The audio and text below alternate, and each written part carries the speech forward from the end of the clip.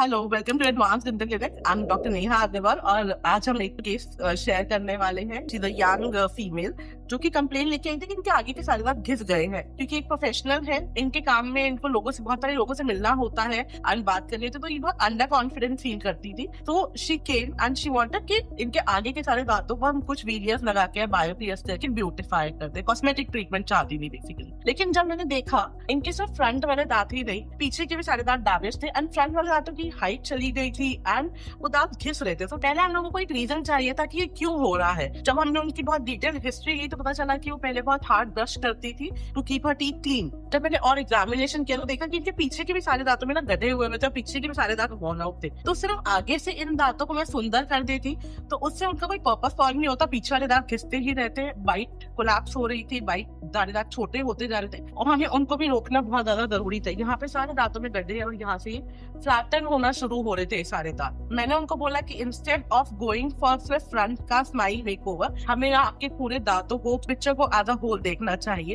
And पूरी smile को restore करना चाहिए। After lot of discussions she agreed and she understood कि हाँ, पूरे दांतों को बैलेंस करना ज्यादा जरूरी है। अगर हम सिर्फ वीनियर्स करते तो उसका जो रिजल्ट होता है वो बहुत ही पुअर होता, उस ट्रीटमेंट की लाइफ ज्यादा नहीं होती। दांतों को जो भी बचा था हम उनको कुछ भी डैमेज नहीं करना चाहते थे। हमने उन्हीं दांतों के ऊपर इनडायरेक्ट रेस्टोरेशन लगाया। इनडायरेक्ट रेस्टोरेशन क्या होते हैं? इनडायरेक्ट रेस्टोरेशन पतले पतले शेल्स होते हैं जिनको हम दांतों का ट्रीटमेंट करके उनके पास चिपका देते हैं। परमानेंटली वो चिपक जाते हैं, they become a part of your tooth. तो उसमें हम आपके नेचुरल दांतों के ज्यादा स्ट्रक्चर को रिमूव नहीं करते हैं, बस जो लॉस्ट हाइट है या फिर लॉस्ट स्ट्रक्चर है सिर्फ उसी को ऐड कर दिया जाता है। तो हमने उनके 28 से 28 दांतों के ऊपर इनडायरेक्ट रेस्टोरेशन किए और उनके जो दांतों की हाइट जो चली गई थी उसको रिस्टोर किया। जो आगे के दांत उनके छोटे हो गए थे वो सारी लेंथ्स को रिस्टोर किया। तो अब ये ट्रीटमेंट जो होता है ये खाली फंक्शनल या खाली कॉस्मेटिक नहीं है, हम फंक्शन के साथ साथ कॉस्मेटिक्स यानी कि लुक्स को भी रिस्टोर करते हैं। पेशेंट को उसका कॉस्मेटिक लुक मिल गया और हम लोग को जो फंक्शन रिस्टोर करना था और जो ट्रीटमेंट की लॉन्जेटिविटी चाहिए थी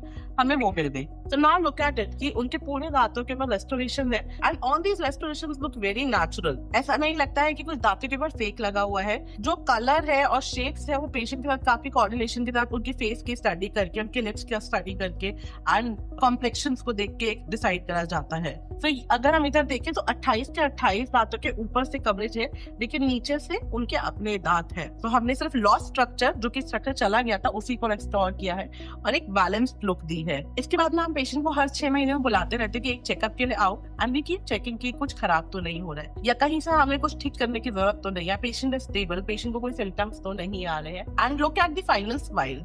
This looks very balanced and natural. Shade also matches with the complexion of the patient and जो दांतों की लेंथ है वो भी उनके लिप्स और फेस की हाइट के अकॉर्डिंग डिसाइड करी जाती है। So इससे क्या होता है कि हमने दांतों की लाइफ को बहुत ज्यादा एनहांस कर दिया है। बीच में सारा ट्रीटमेंट होता है, इसको लगभग 4 से 5 महीने लग जाते हैं और कुछ 10 से 15 विजिट्स का ट्रीटमेंट होता है। So एक proper planning and proper diagnosis के साथ हम एक बहुत ही लॉन्ग टर्म ट्रीटमेंट को अचीव कर सकते हैं, given that doctor and the patient works hand in hand.